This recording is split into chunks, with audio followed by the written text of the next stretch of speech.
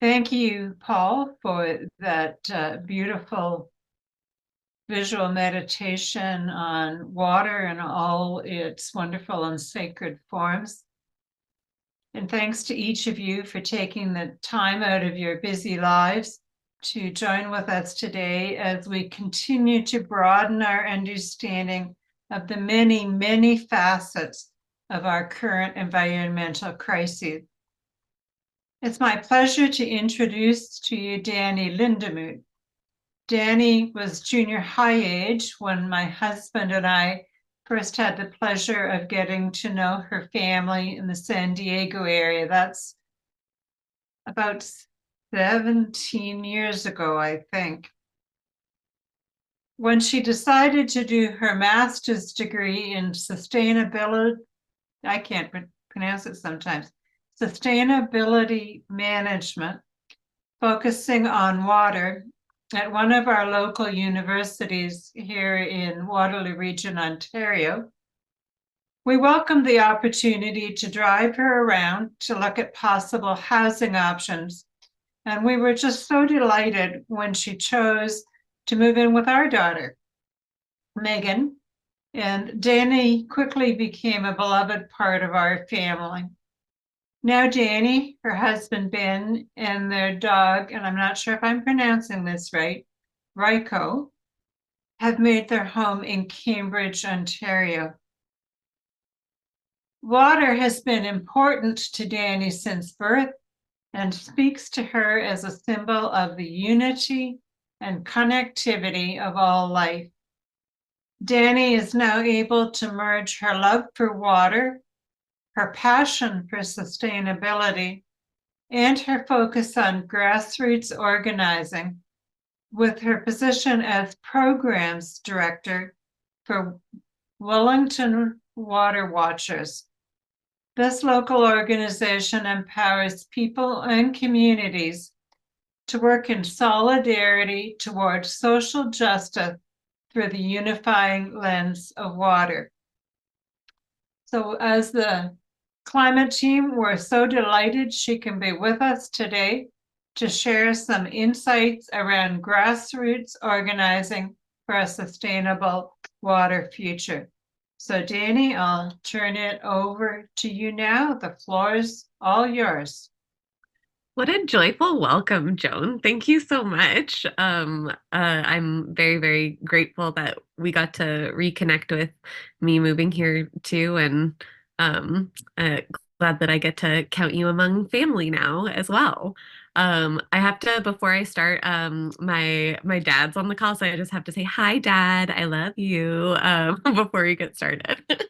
But I'm so thrilled to get to be here with all of you today to share in my passion for water and climate justice and getting to explore that intersection, getting to talk about what organizing or campaigning or movement building means within this climate and water protection space, and then also to weave in some connective threads around what it means to be in solidarity with other Indigenous-led movements in the work, as well as to get to talk about what it means to be a person of faith on this journey as well.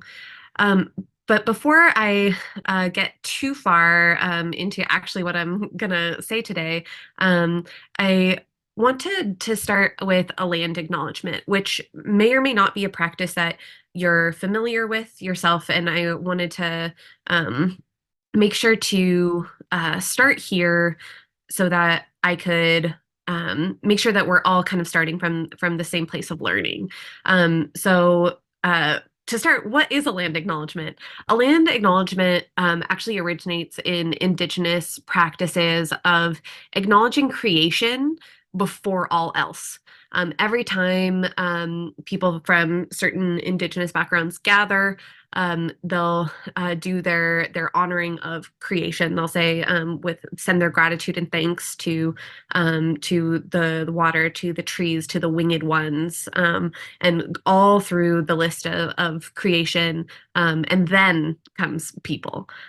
So it's rooted in this tradition, but in a modern sense, it's about acknowledging the history of the lands that we all call home, and acknowledging that when they were settled by our ancestors or when we moved onto them is not when their history began, and that they had caretakers before that who have been displaced from these lands that they called home and stewarded for time immemorial as we moved in and settled and colonized the landscape.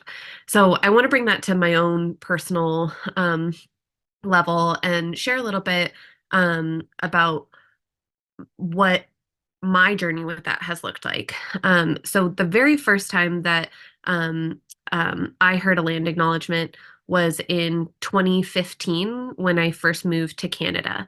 I had spent my whole life before that kind of thinking of Indigenous people actually in like what I've come to learn is quite like a racist and stereotypical way, like as kind of mystical peoples and um, like symbols of a bygone era, and really they never left. They're still all around us, and they still continue to be in relationship with their traditional lands and um, practice their ways of being in relationship with the lands and each other as well. And so when I first heard that land acknowledgement in 2015, when I moved to Canada, it was the beginning of my learning and unlearning journey within that space.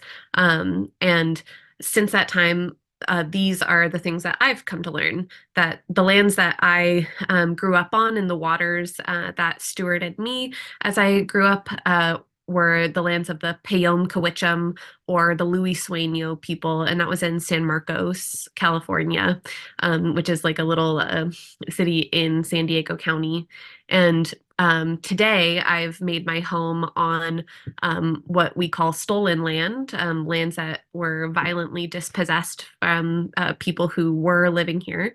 But I've settled on a strip of land called the Haldeman Tract in southern Ontario in Canada. And the it's been a really, really hard and good journey to learn these things, to be able to say these things, and to relate to myself and my own positionality as someone who gets to do water protection work, as someone who is white-bodied and is seen as like an environmentalist and not necessarily criminalized for trying to protect the earth, while my Indigenous neighbors are the people on the front lines of trying to preserve their territories and our collective heritage, and that they're often criminalized and killed for doing the very same things that I'm going to talk to you about that I do today. And just recognizing that there's a lot of injustice in that, and that we need to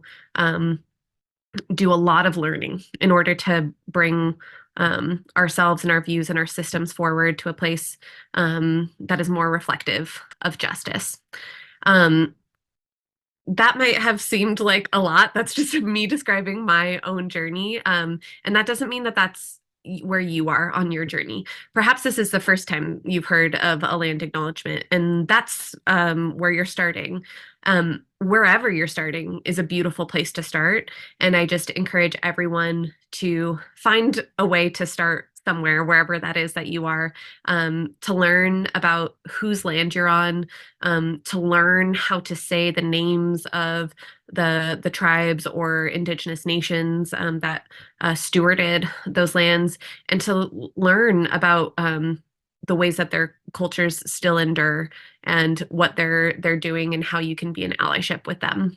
And hopefully that leads you on a journey to becoming an ally and taking action and recognizing that climate action is deeply woven with Indigenous-led climate and land protection. I also want to honor another heritage today, and acknowledge that we're all here because of our connection through Community of Christ. Whether you're a member or just someone who's connected in through the community, it's a shared thread. And one of the ways that we in Community of Christ communicate what it means to be someone from this community is to talk about our enduring principles. And they're visualized here on the screen in front of you in this beautiful spiral that echoes the spiral of the temple and independence.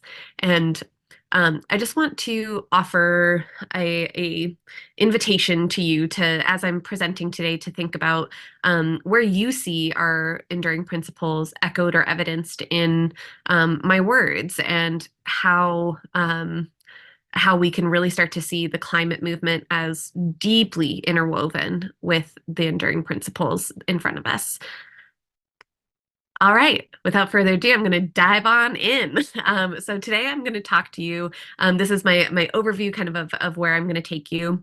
I'm going to talk to us about the organization that I work for, Water Watchers, and why water is the place that we've chosen to engage climate justice from. I'm going to talk to you a little bit after that about a philosophy that we have called the bubble, and kind of the difference between what it means to be working inside this bubble or working outside of it, and why we might need some more outside the bubble approaches. We're going to have a short pause after that so that we can reflect, collect, and re-arrive back into this space together, which I think will be really beautiful.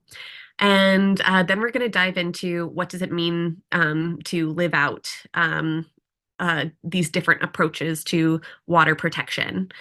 I'm going to then zoom us out and take a more kind of high level, globalized world society view of what's going on and where that can call us to as people of faith who care about climate justice. And then we'll have some time for questions, although I encourage you to use the chat throughout this presentation and to ask your questions there. We'll collect them. I may or may not be able to pause throughout too if there's a question that's particularly relevant to something that I'm speaking to. I'll try and watch the chat go on the screen, but someone will be collecting questions along the way too. All right, so diving on in. My organization, Water Watchers, was actually founded around a kitchen table. It was just a group of people who were facing a couple threats to the water sources in their community. And they decided to come together to do something about those like hyper local threats to water. And that was in 2007.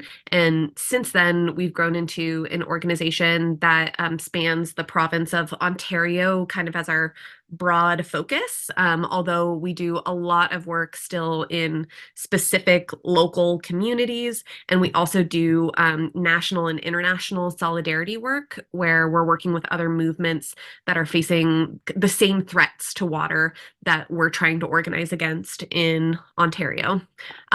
And this journey of coming from that like hyper local focus to this broader view of what it means to be protecting water and banding our power together has brought us to this vision in front of you. And so this is our vision and our mission.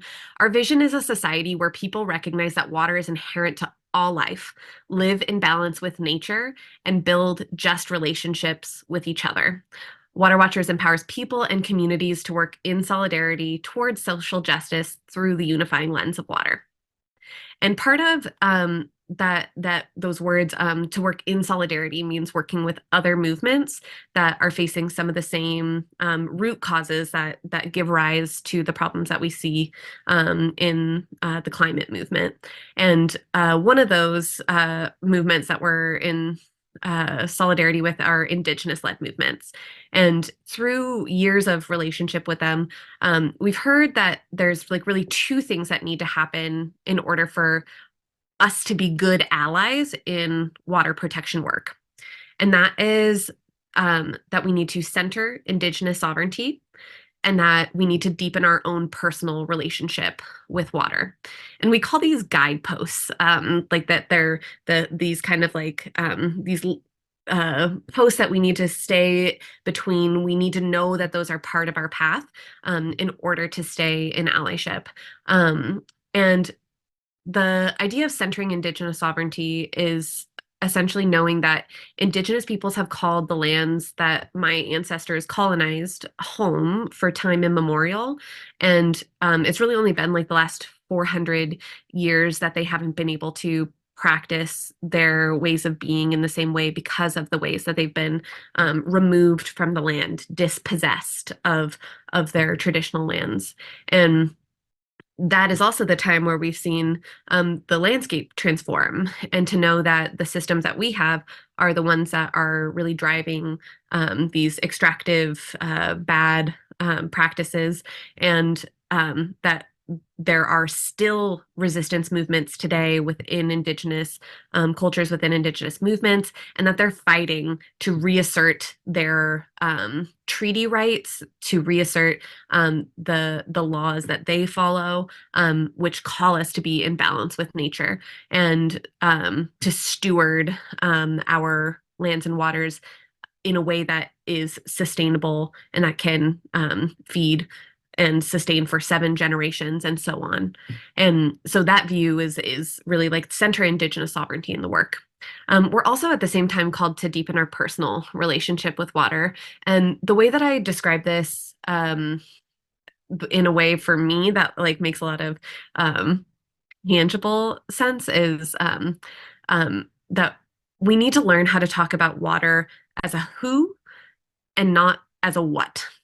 That when we relate to water as someone, as someone that we can be in relationship with, that we start listening to water in a different way and having a very different relationship with the natural world in general.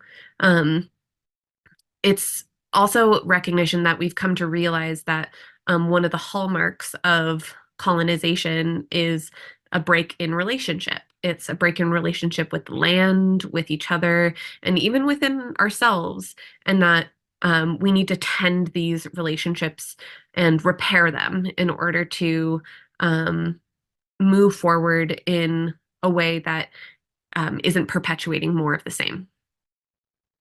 Um, and I think water is beautiful for that, because water is an entry point here, and it carries over to all people and our non-human kin as well, both animate and inanimate.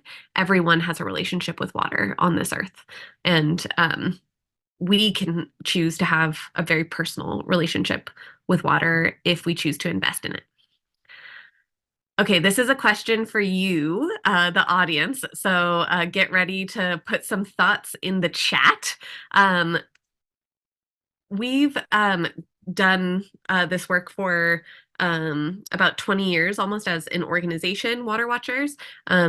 Water has been the connected thread of my career and where I've chosen to invest my time.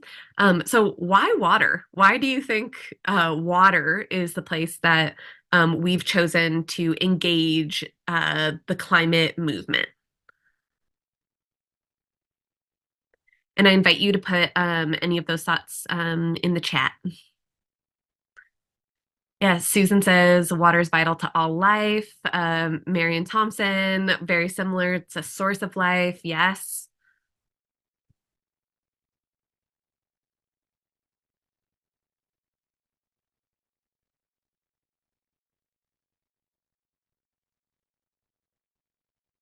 I see some people looking like they're typing, so I'm trying to stall so that I don't want to get to the answer slide before people get to hit enter on their answers. Yeah, just as Manning says that it's necessary for all life. Elizabeth says we use it so often and forget just how precious it is. It is a limited resource. You're right. Dean says we've become accustomed to taking water for granted. Kathy says like air, it flows past all boundaries, and what happens to one place affects another. That's true. Water flows upstream to downstream, and it takes what happens with it. We are water, says Paul. Amen. Andrew echoes that. Um, and Woody and Jody say that it's the beginning of life. Gary says water is the blood of our planet. Chantel, it's essential. You can't produce it chemically. That's super, super important. And Pam, living water for all creatures and flora. Yes, I love it. Okay. So you've hit a lot of the answers. And so yes, water is life. It's literally the thing that is essential for life on our planet. Um, it's also universal. Everyone needs it and has an entry point into understanding it. And that's why we think it's such a cool place to work because it intimately touches every single life. So every single person has an ability to understand through their own personal experience why water is important and why we should protect it. It's also intersectional. It touches almost every other issue as well. Almost every social justice, environmental justice, political issue, you can find some sort of an entry point where water touches it, which is fascinating to me. Um, and fresh water is scarce. It only makes up the statistics kind of vary, but between 1% and 3% of the water on our planet, and there's not a lot of it. And as Tim, my dad, says in the chat, it is vulnerable. Water is under threat, and I think that that's super, super important to understand. I'm going to talk a little bit about the ways that water is under threat, but I also want to prepare you that um, I think that we get bombarded with information about just how bad the problems of climate are. And it's important, it's incredibly important to understand that these issues are real, that there's happening, that there's evidence. But I'm going to spend most of my time talking about how we respond to that information. But I do want to make sure that we kind of start from the same common place too of understanding the ways that it's under threat. So just waiting for my slide to change here. Um, Water is under threat from a bunch of different things, and these are just like four big ones that I've picked out. Up here, we can see that this is like a resource extraction, like a mining operation of some sort. As we like pull from the earth, those mining processes impact water. They pollute the waters, as well as there's tons of other source of pollutants as well. There's also physical pollution. We actually like litter with our trash, and that sits on the land because it doesn't get renewed and put back into our economy. And then there's also just overuse. We use a crazy amount of water in our world, and it's also really important to understand that these same threats to water are echoed intimately in threats to Indigenous peoples. There's this article, The Last 33 Caribou Fighting for Survival of a Wet'suwet'en Herd. And that's a group in an Indigenous nation in BC, in British Columbia, Canada. And this idea that we're changing the land and putting pipelines across ecosystems where animals like caribou are super, super sensitive to ecosystem fragmentation, and they can't survive when they don't have huge swaths of untouched land. So then the indigenous cultures that depend on them as a food source and as a traditional food source, like in their cultures, can no longer practice that heritage. We also talk about that pollution. It's experienced at much higher rates in indigenous communities, and this is a particular example of mercury being really, really high in water and in fish, and that it's creating situations that are having young people, especially, take their lives from Indigenous communities, and they know that there's a huge link with the mercury exposure there, and there's also like mining and extraction in general that is happening on lands without consent. That Indigenous nations who have treaty territories and are in both Canada and the US and almost every place around the world, there's some sort of standard of needing to get consent from the indigenous nations who steward those lands, or to consult with them. And that doesn't happen often. And that is a threat to indigenous peoples as well. I think it's just really important to understand that there's these deep connections between the ways that water is under threat and the ways that indigenous people and livelihoods and ways of being are also under threat. They're deeply connected.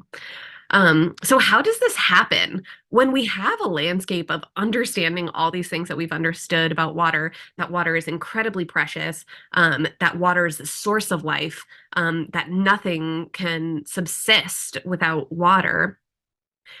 Why are all of these threats allowed to happen? Why are the laws of the land not working? And this is where this concept of the bubble comes in. So I'm going to talk about this idea of working inside the bubble. And there are many different analyses of the power, the politics, the economics behind why this harm to water is ongoing.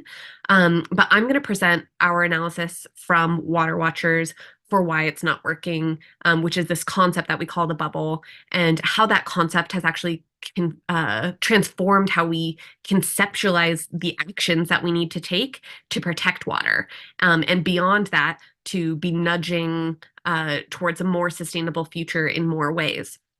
So, this idea of working inside the bubble, it's the idea that if we present the facts, we will prove that an injustice is happening, and people, politicians, and companies will have to do what's right.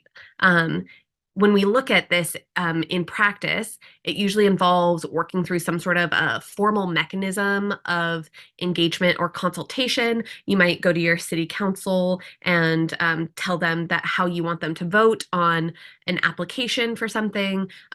Your government might ask you for comments on a policy. These are these formal mechanisms for engagement that are often used kind of inside our systems. And it's really fueled by this core belief that we will win because the truth is on our side, that actually we must win because the truth is on our side. And so overall, it's working under this paradigm that all of these are working in tandem.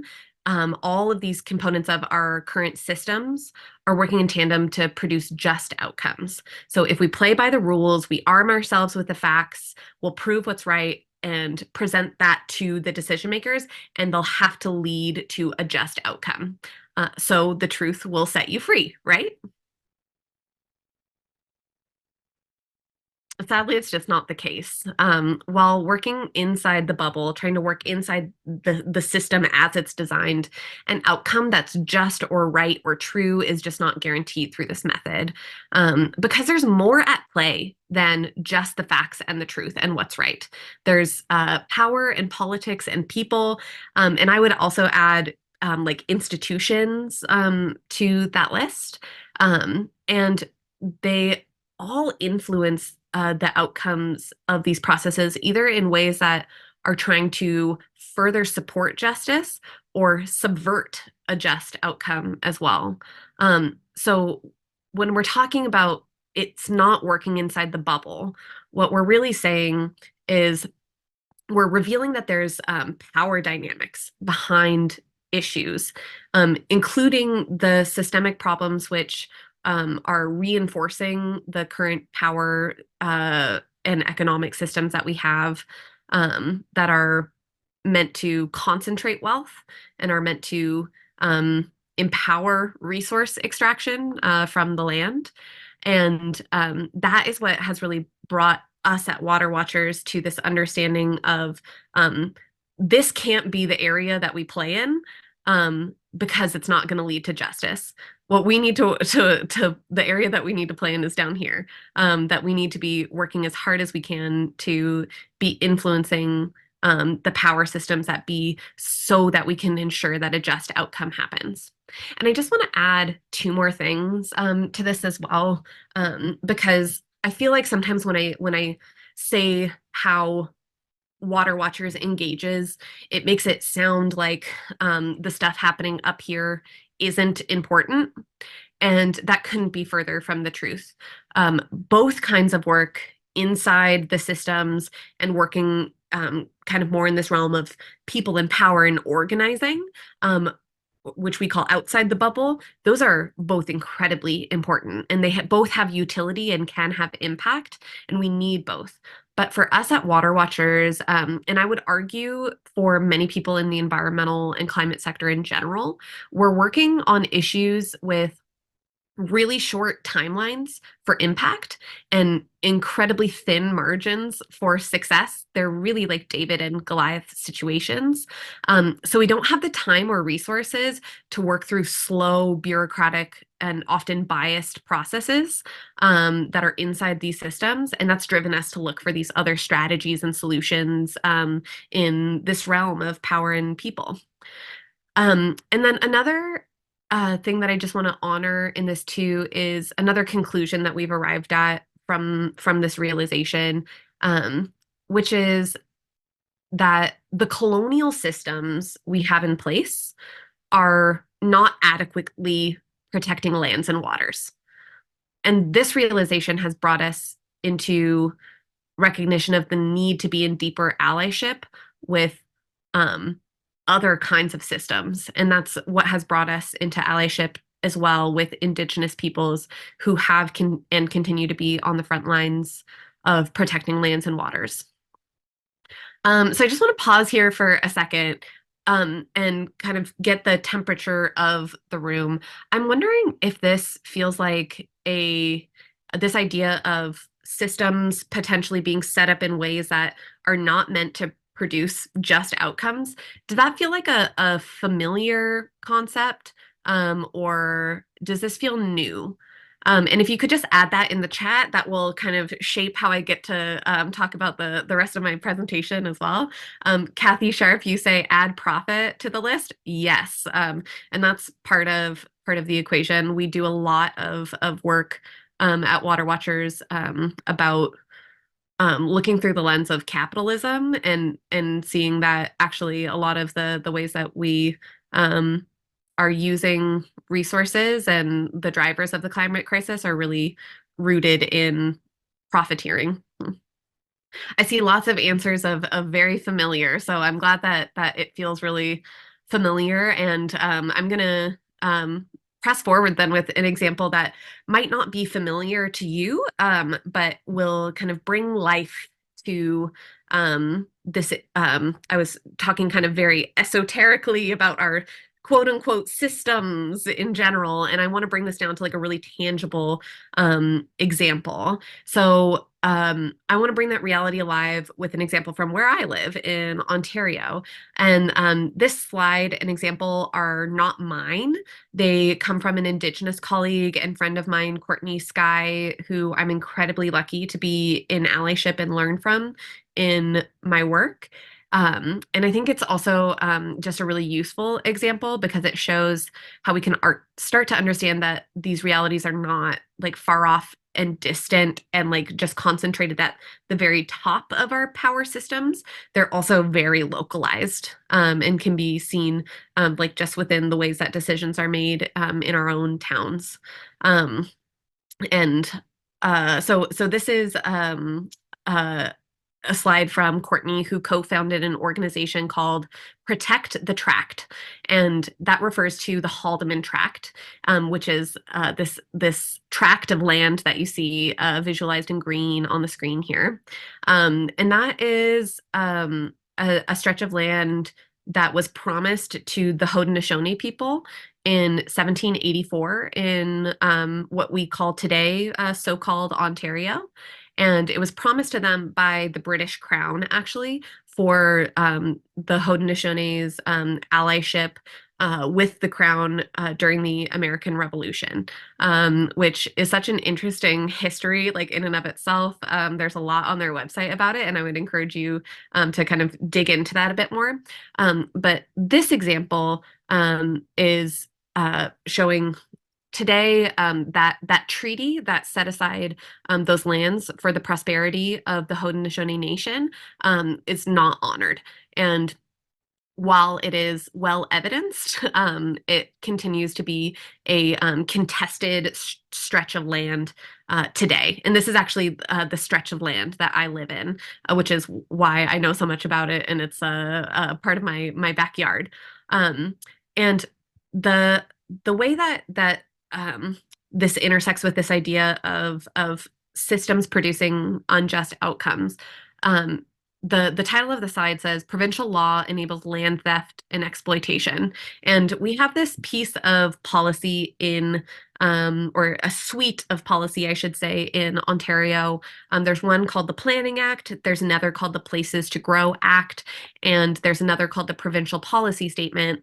And they're all different like legal mechanisms for how the different cities across these regions are allowed to approve development projects. So that's housing, that's industry, anything that's about changing the lands as they are and building it into something new.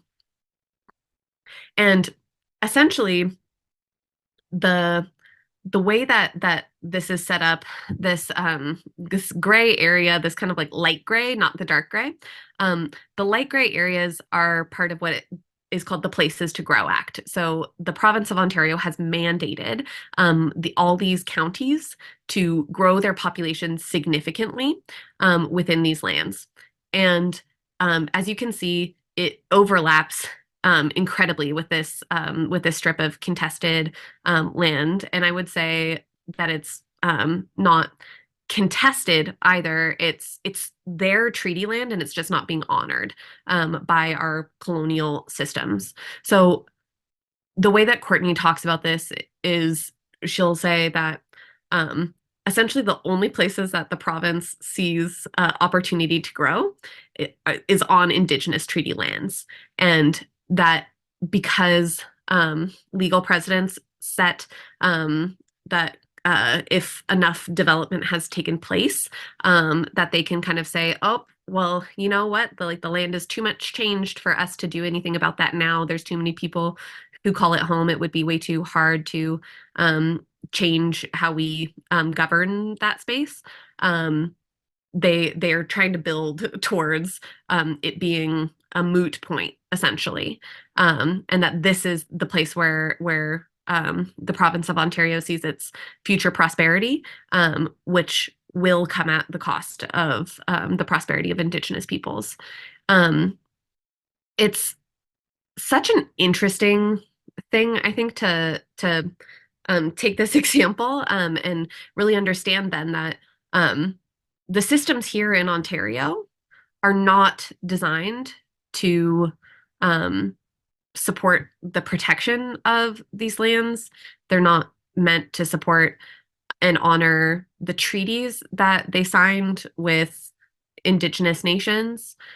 What they're meant to do is to reinforce the proliferation of our dominant culture and to subvert what we might call a just outcome, which would be that there's enough land and water and ecosystems for our human and non-human kin to thrive in this region. And another just outcome would be that this land was returned to Haudenosaunee stewardship.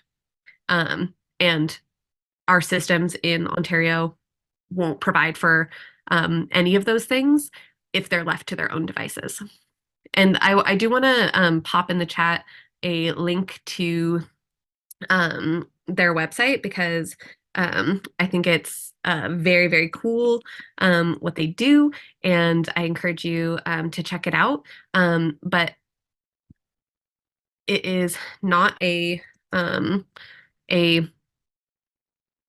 what's the word? Like it's not a done deal, this kind of stuff. Like there is room to think about how we can steward these lands differently and how we can be in relationship with Indigenous peoples in a different way within our societies. So and Dean, yes, Dean said that there's parallels with settlement and occupation and what's going on in Israel, Palestine, and indigenous movements are some of the most fiercely allied with the Palestinian liberation movements. And that, I think, teaches us a lot too about the paradigms that we're operating under that are supporting life or not. So thank you for that, Dean. Okay, that was a lot. A lot of that was um, really, like, I spent a lot of time talking about a lot of concepts that we use in our work, and I'm going to shift in this next section to talking about actually how we live and act in response to this knowledge, and how we engage change making in that way. But I want to create a little bit of space to integrate these ideas and learnings, and give you some space too to take care of any needs that you may have, so that you can arrive into this space for the second part of the presentation today with presence and with an open heart and with an open mind to learn more. So I hope we can take the next 5 minutes to do whatever it is that you need to do in order to integrate and arrive into presence and be ready to learn some more together. I have a list of a few things that you might consider doing over these 5 minutes, but we'll take some time now, and I'm gonna, I think, sit in some reflection and meditation with the water that I have with me for this talk here today, and we'll join back together at 5:50 my time, so somewhere between 2:50 and 3:50 and 4:50, depending on where you're joining from. I think there's also people from farther abroad as well. So 5 minutes, and we'll gather back to dive right back into the content here. Thank you so much.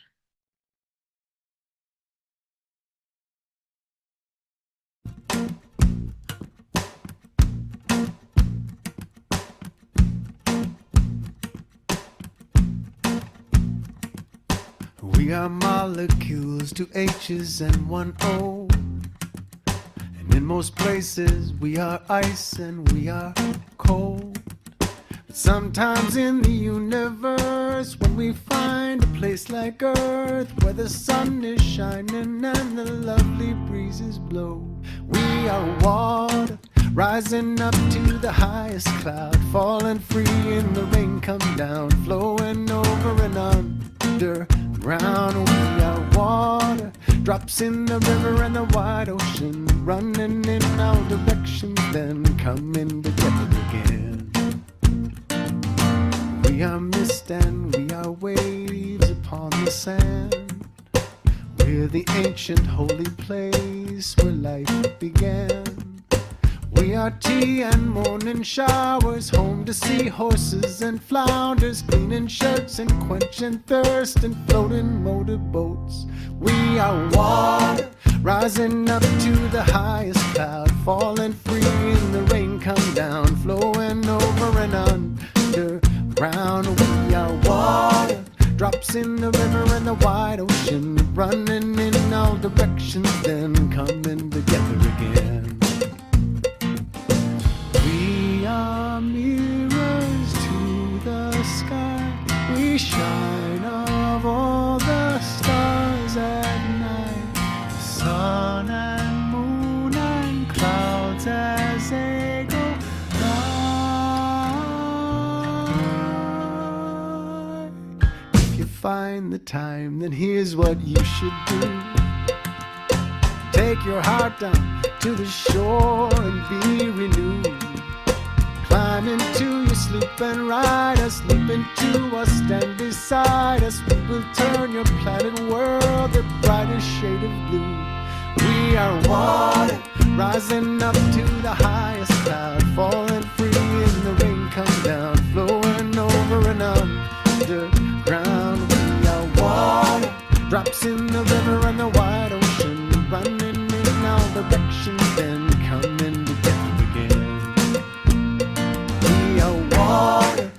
rising up to the highest cloud, falling free in the rain come down, flowing over and underground. We are water, drops in the river and the wide ocean, running in all directions, then coming together again. We are water, rising up to the highest cloud, falling free in the rain come down, flowing over and underground. We are water, drops in the river and the wide ocean, running in all directions, then coming together again. Coming together again. Coming together again. Coming together again.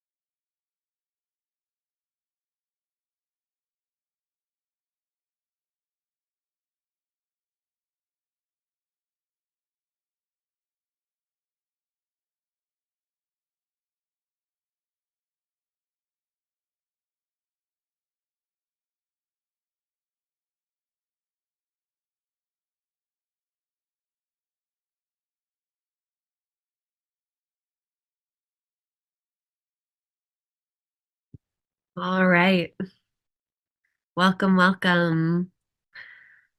I hope that that was a really generative space for you, that you got to spend that time doing something that felt good, in order to think more about what was shared, to think about how it intersects with your life, with your faith, or simply just to sit, and be present.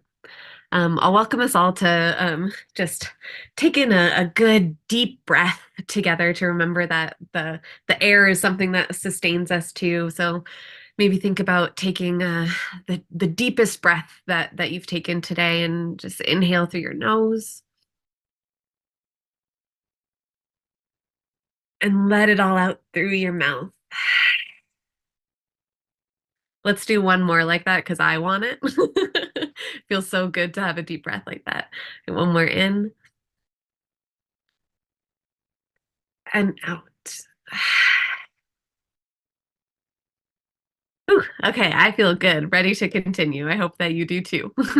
um, for this next section, I'm going to talk a little bit more about what it is specifically that Water Watchers does, in response to these ideas that the systems that we have aren't playing fair, and they're not setting us up for a future that will sustain life on this planet.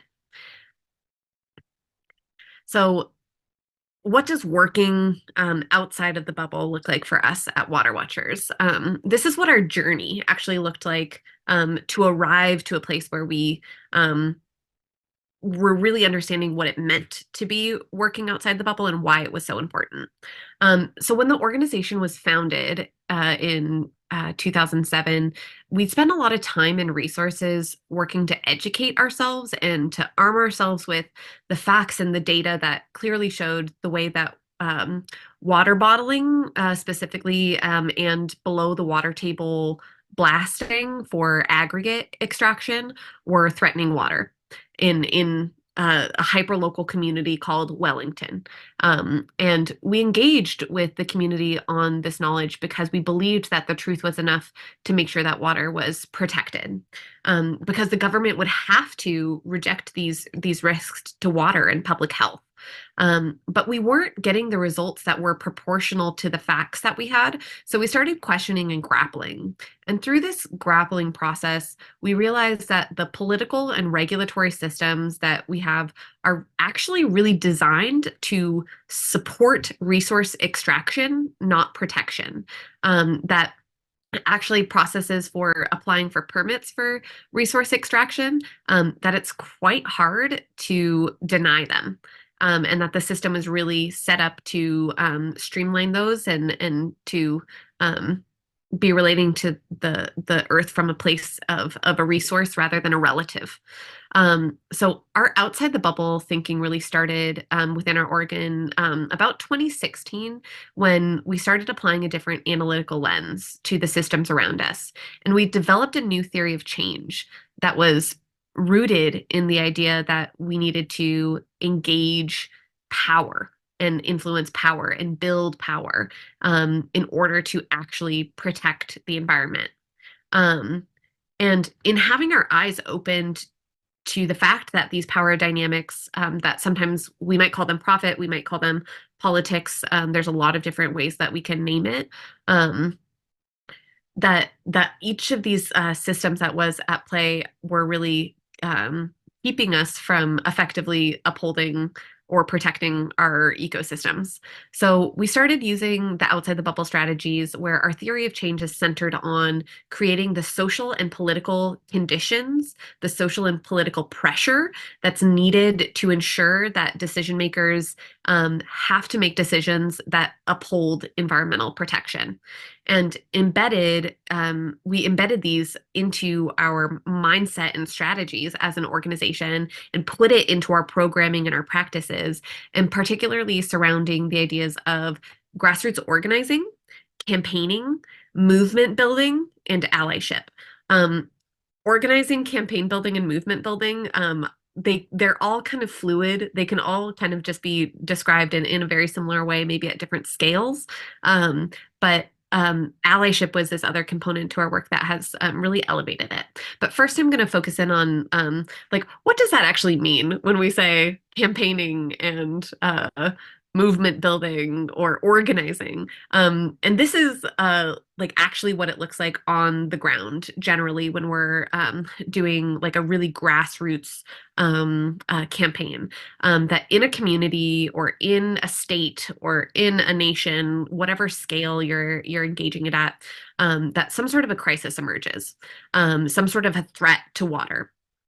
And people recognize that it's bad and that they want to do something about it. They want to do something to stop it. So they come together and they organize. They form a group, whether formal or informal, and they go through a process of campaigning. And really, campaigning, in summary, can really just be called like creating pressure on key decision maker, whoever it is that can say yes or can give you the outcome that you want in response to this threat. So when we do our jobs right in this campaigning process, when we create really targeted and sustained pressure and the decision maker feels it, we move them down pathways that get them to the outcome that we want, which is environmental protection and water protection and a win for water in the end. I want to name that this is a gross oversimplification of our outside the bubble change making process and roadmap, and that depending on the issue, it could be months or years of planning even that can go into the analysis of a situation of actually what is going to create the kind of pressure that we need in order to get to a win. And there's also processes of doing consultation with our indigenous partners and figuring out what it means for us to also being an ally through this process as well, and potentially also exploring what other intersections of justice issues are present within this threat to water, because it's probably not just a threat to water, it's probably a threat to human health. It's probably a threat to the economic well-being of people in certain communities or from certain backgrounds. There's lots of different ways that it can intersect with other things, but what it's really about is building a base of power that will sustain or increase pressure over time to win the water protection demands that we have. And what this, there's a lot of reasons why it's so effective what we do. One of the benefits of doing this kind of power building approach to water protection and grassroots change making and climate action is that it creates a first line of defense. We have people who are present in communities and can hear about these threats and recognize a threat. And then there's also, in paired with that first line of defense, there's also localized capacity to respond to it. People have been trained through this grassroots campaigning process with how to create effective strategies and tactics that build the right kind of pressure to create the political conditions for us to win on water protection. It also means that all of these people take this recognition of the power dynamics that are at play away from not just like the one situation that they were engaged through, but they bring it then throughout their lives. Their eyes are opened to the ways that systems are designed to empower some and disenfranchise others. And this goes way beyond water protection or like corporate profiteering or other, and it like moves into other social justice issues as well.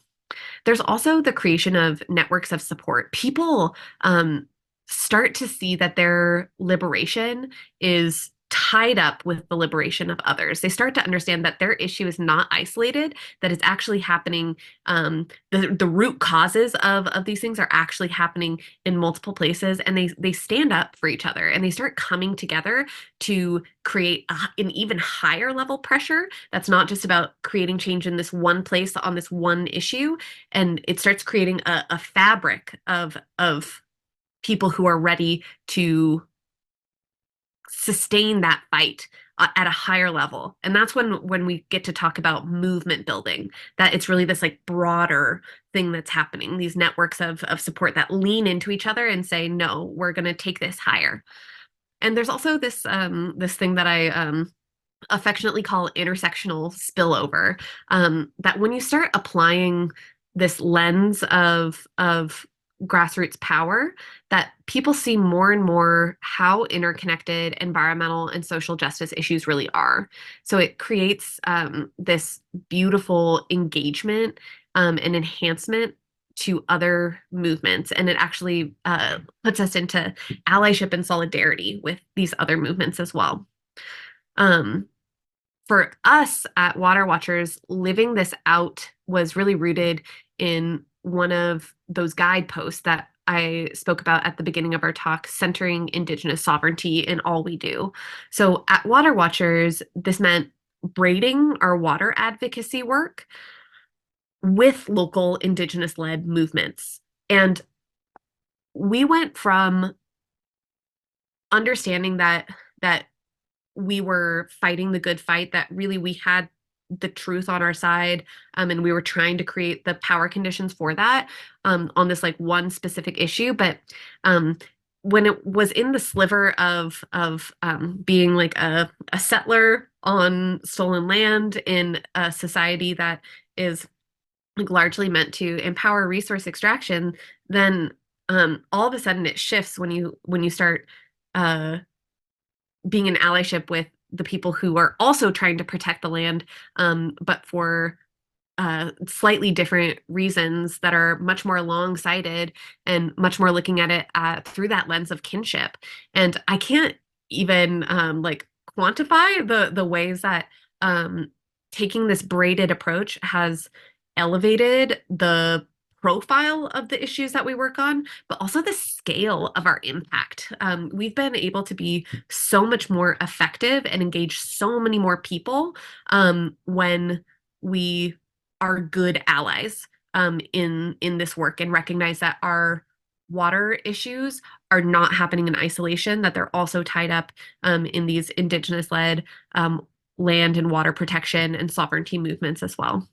And then we also share our resources with those movements and with our allies as well, because we recognize that we come from a very privileged background in this work. And even though we continue to fight for every dollar that we need to sustain our work, the way that Indigenous movements are resourced is from way less position of financial privilege. So we share our finances, our capacity, and our skills and our platform with our allies whenever we can. Okay, so that was examples from Water Watchers work and like how that actually lives out into our on the ground work in the real world. But we've been really rooted in speaking about that kind of like local level for a lot of the presentation. So I'm gonna take some time to zoom back out and to share a really salient analysis of the context of global environmental degradation and the climate crisis and social injustice from Johanna Macy, who is a modern philosopher and social movement theorist and transformation scholar, who is responsible for this body of work called The Work That Reconnects. And I encourage you to check it out. It's really, really beautiful. I'm going to do a very high level offering on some of the concepts within it. And it just skims the surface, but I think that you'll find it very invitational. So Johanna says that there are three simultaneous stories happening in our time, that we are observing and participating in a world that is flatlining, breaking down, and being rebuilt all at the same time. So the flatlining, or this like great breaking down that is happening, is summarized as the great unraveling. And it's this idea that the flatlining is that business as usual is killing us and our planet. It's killing our planet. And in response, the economic, health, and governance and social systems that are built around business as usual approaches are also unraveling in different ways. Just to describe this graph as well, as it says business as usual, these are examples of what Johanna means by business as usual. As we talk about us unraveling as a society, this is the evidence that we have that can talk about that unraveling. And it's really meant to get at this idea that the systems that we have are supposed to be supporting life, but they're not. So what is that moving us towards, which she calls the great turning? This idea that we're moving towards something that is really rooted in repair, and that we're simultaneously, as we're breaking down and facing all these challenges, and often, I think we can often experience a lot of these challenges as challenges of spiritual meaning and being with each other as well. But that we're also simultaneously moving at the same time towards different kinds of systems that are much more generative and that actually act in support of life and in support of thriving. And this is evidenced by movements that honor people and the planet, like Black Lives Matter, like moving funding away from fossil fuels, like universal basic income. And the great turning in this context, we could also name as approaches and movements that are getting outside of the bubble. They're outside of business as usual, and they're trying to build something new, because what we have isn't honoring life. It's what we have is what made the climate crisis. So we need something different to move us through that and to arrive at a different societal operating standard. So for various reasons, I just want to like pause because this idea, I think, in and of itself is a lot. It's an analysis, a framework of what this moment is that we're in as a global society, what the scale of the great unraveling is that we're facing. And for various reasons, this analysis of our current system and of our world, it might resonate with you, or it might find you like rejecting it outright as like untrue. But I would just invite you to notice in your body and in your mind how you're responding to these ideas, and reflect on what it might tell you as well about your positionality within these three stories. Um, Maybe business as usual has served you or your family or your company quite well. Maybe you're making out and are being well served by business as usual, and it is scary to think about shifting to a new normal. Maybe you're deeply impacted by the great unraveling, and really feeling the pain of economic depression, of climate collapse, of crises of meaning. And maybe you're really inspired and motivated by this idea of the great turning. Maybe these movements and this work that's like building towards something different really moves you. And whatever it is that you're feeling within that, I would just invite you to notice it and to integrate that as part of your own learning as well. I'm going to move us a little bit deeper into this idea of the great turning, what this actually looks like, and in another kind of 3-layer framework that Johanna offers. So whether those 3 stories resonate with you or not, I hope that we can all agree in the midst of moving, that we are in the midst of moving towards something different, or at very least that the lack of a protected ecosystem for water and the lack of meaningful movement on climate action and climate justice shows us that we need different systems. So this is what Johanna describes as the great turning, and what the different systems that we're building towards could look like. She says transformational change happens when we work toward 3 mutually supportive strategies. And those are holding actions in defense of life, the idea that we really need to reduce, slow, and stop the harm that's present, that there is a very literal need to stem the bleeding of the earth, of the people that's happening around us, to preserve what we can for as long as we can as we try to move through this transformational process. And in that transforming, we're actually talking about systems transformation, that our current systems are not serving the many, but the few, and that most of the companies and individuals who are the top winners economically in our current system are also the top perpetrators of environmental harm, and that their pursuit of profit is one of the things that's fueling the climate crisis, if not the thing that's fueling the climate crisis. And it really underscores the need to co-create structural alternatives to these systems. And then finally, this other realm of kind of the personal and societal at the same time, this idea of shifting values and consciousness. And Johanna says, any new structures or patterns will die unless they are deeply rooted in our values, in our belief in what is worthwhile, and our assumptions about the nature of reality. So from that, we know that this is slow, transformational, and critical work. And in short, we are shaping the world. And when we become aware of the values that are informing our work, we can start to participate in shaping a world and a future that's going to support life. And that looks like meaningful climate action, that looks like water protection, that looks like honoring Indigenous sovereignty, and perhaps on a personal level, to that deepening of your personal relationship with water.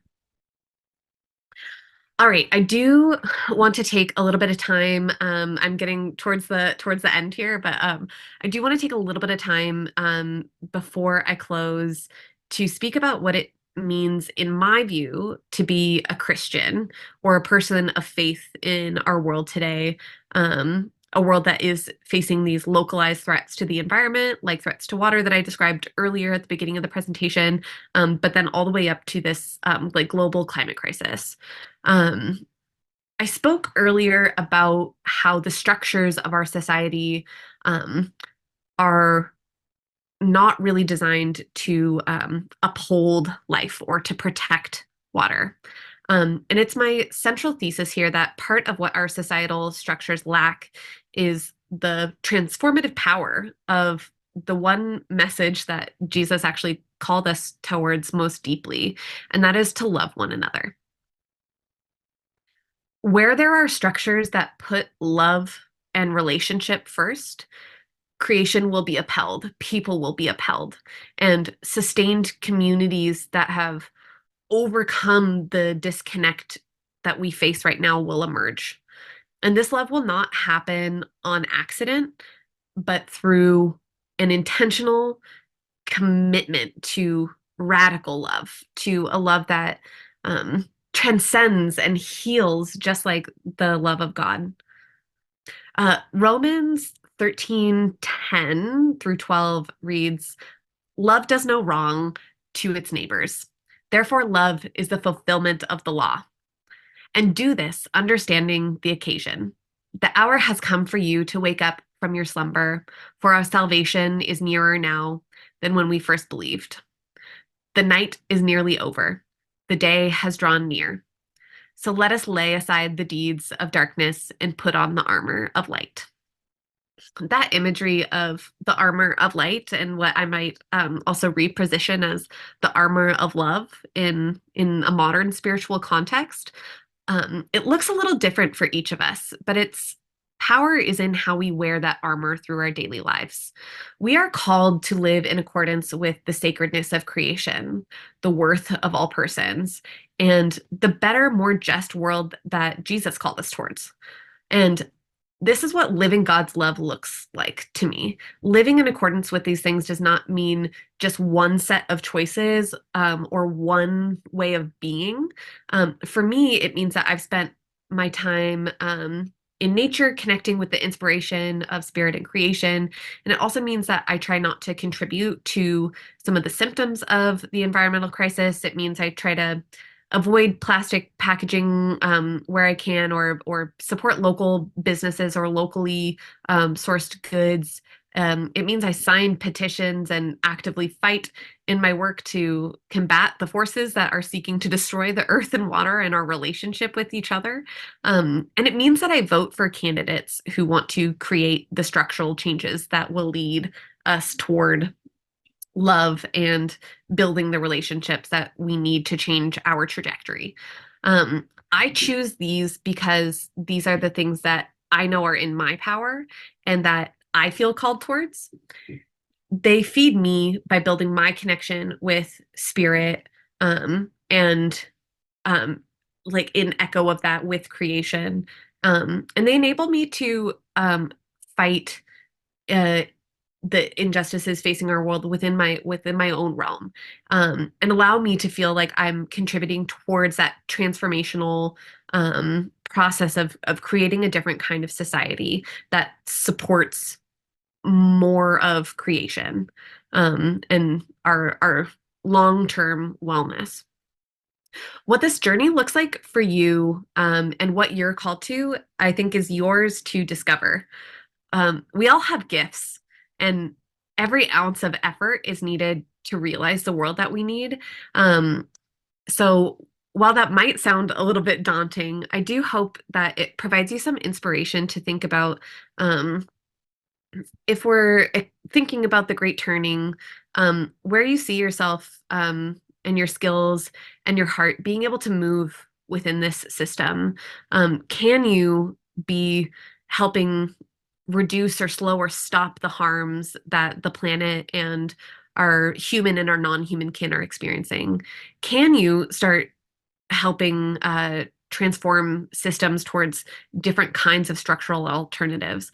Can you use what God has given you to shift perception and values within your own circles? That answer, I think, is yours to discover for what that means to live that out for you. Um, but I just want to root back into this idea that we are all called to live out our faith in action. Faith is not a passive thing that sits. Faith is alive. And faith is reflected in how we live our lives. And you have a lot of power within that. Um, just for a little bit more inspiration, before we head into Q&A time on more ways to think about living out your faith, I think it can look like learning too. I think on the personal level, that is really rooted in that idea of shifting values and consciousness. When we read, when we explore resources about what it means to be in solidarity, when we show up at events for NGOs like mine, or Indigenous gatherings where settlers have been invited to participate, there's all learning that can happen within that, and that can be really generative and meaningful. We can also take action. There's a couple bullet points missing from this, but we can be actually working within that graph that I showed you of like the different campaign journey kind of a thing. Like, you can be a part of those communities who are organizing. You can sign petitions. You can vote.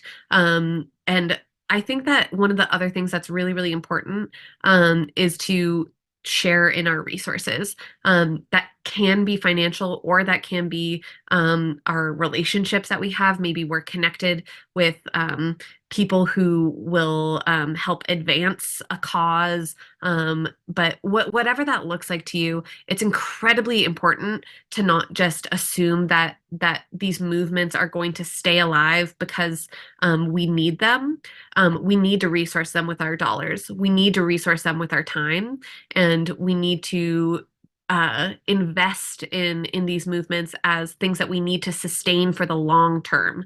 And that means like rooting ourselves into them, and really like supporting them in the long term. So I just want to leave with this final thought, which is that water really needs us to feed, support, and accelerate systemic change to protect life now, however we can. And that's as individuals, in our organizations, in our work, and in solidarity. And for us, that means that we have to engage the reality that water protection work is not apolitical. Water protection is definitely nonpartisan. It matters for all humans. It matters for all life, either side of the aisle that you sit on. Red or blue or green or purple, it doesn't matter. Like, it's an issue for everyone. But these efforts exist in legal and policy and political context that makes achieving fulsome water protection, or fulsome climate action, or a future that is rooted in climate justice, it makes it difficult to achieve. So we have to know that we can't remove ourselves from the political realm when we're talking about making this change. So building grassroots power in solidarity with Indigenous peoples and social justice movements is the way that we challenge this current reality and try to work towards systems that ensure all the waters around us have a better chance for a sustainable, just future, with enough water for all life. And that's where I'll leave the speaking portion of my time today. And I'll pass it back over to Joan, and I'll also just welcome everyone. I'm always, my email inbox, my phone, whatever, always open for conversations and getting to be in connection around this work, because it really is relational, and it really does need to look like faith in action, and it really does need all of us. So thank you so much for having me today. And it was such a joy to be here, and such a joy to see so many faces that I know and love as well.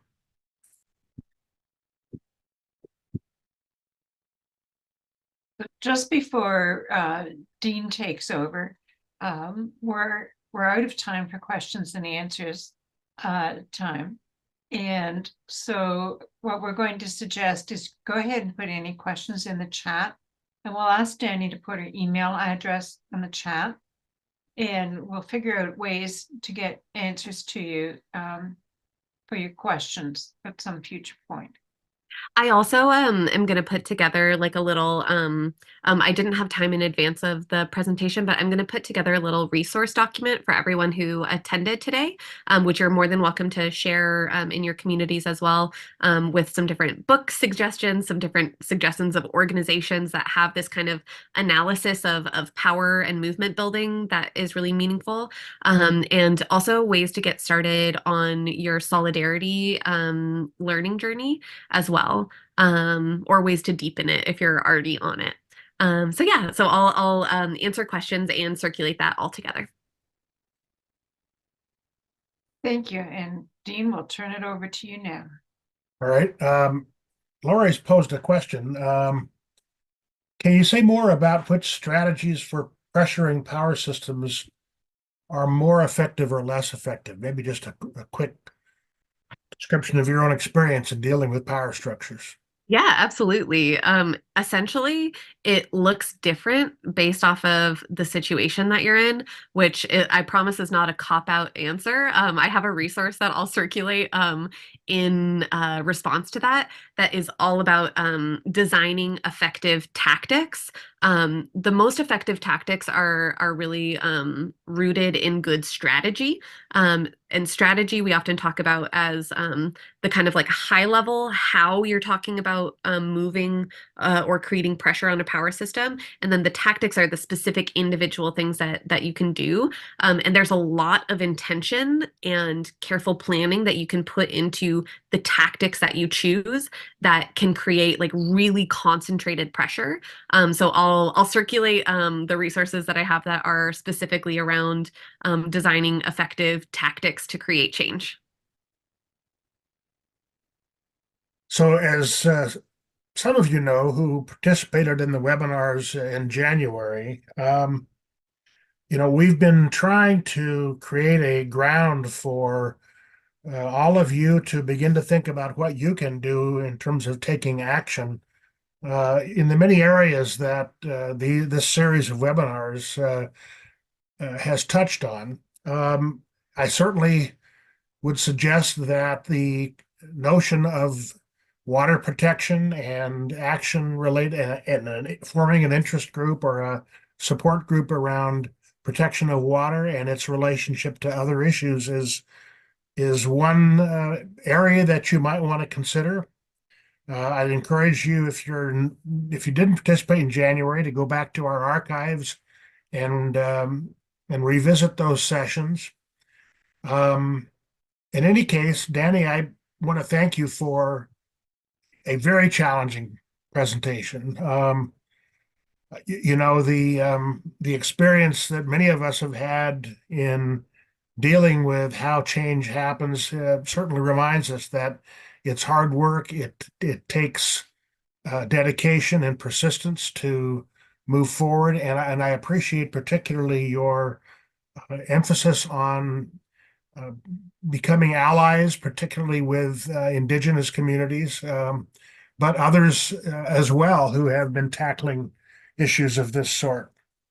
And I want to also I'll take a little bit of time to let all of you know what's coming up for you in our offerings. Our next session is on March 17th, and another person who's as passionate, I think, as you've seen Dani to be, will be presenting on the practice of permaculture. Some of you may think, well, that's sort of organic gardening, right?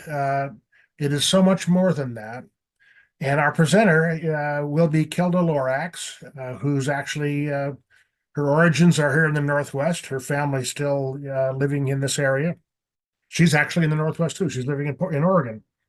And her topic is going to be permaculture, a design for living. she's fascinated by how humans within industrial culture can repair and live within the means of abundant landscapes. And her own site is an experiment of food production with minimal harm, with waste reduction, smart energy use, and so on. And in the session, we're going to devote some time to showing how the permaculture design process can be applied to a church campground and how to start seeing and promoting solutions everywhere we live. Kilda began studying permaculture as a teenager in the 90s, and she graduated from Evergreen State College in Olympia here in Washington, and has a number of organizations she's participated in founding or creating. And I won't go into all of her resume, but she will be a tremendous resource in tackling this topic and letting us know what we can do to promote a design of our spaces in a permaculture way. In April, on the April 7th, we're going to have a presentation from Dr. Robert McLeeman, who's on the faculty of Wilfrid Laurier University in Waterloo, Ontario, Canada. And the topic is going to be migration and displacement in a changing climate, a topic that I think you'll recognize is going to be very timely as we all engage in the issues around migration, both internal to our countries and otherwise externally, because of the displacement that's occurring in our changing climate reality. On April 21st, we're going to then screen a film that's called The Climate Restorers. And it's a series of 4 films being produced by one of our earlier presenters, Phoebe Bernard, who is a renowned expert in the field of ornithology, but also has expanded her view to engage in many of the climate issues and the challenges around living sustainably in our world. The first of the 4 sessions, there 4 films that they'll be producing, is going to be on the topic of methane because it presents such an immediate crisis for us to deal with. And Phoebe and her husband, who is the film producer, John Bowen, will be introducing the film and then screening it for us. This series of films they have been producing with their own funds, and they will be making an ask of us as well during that or at the end of that film screening and presentation. And again, I will get more into Phoebe's credentials when we're getting closer to that time. So I want to thank you all for being here today and hope that you've been challenged and motivated to take the next step in addressing issues in your own locale regarding the protection of water. Thanks very much. And I think people can take time to just say hello.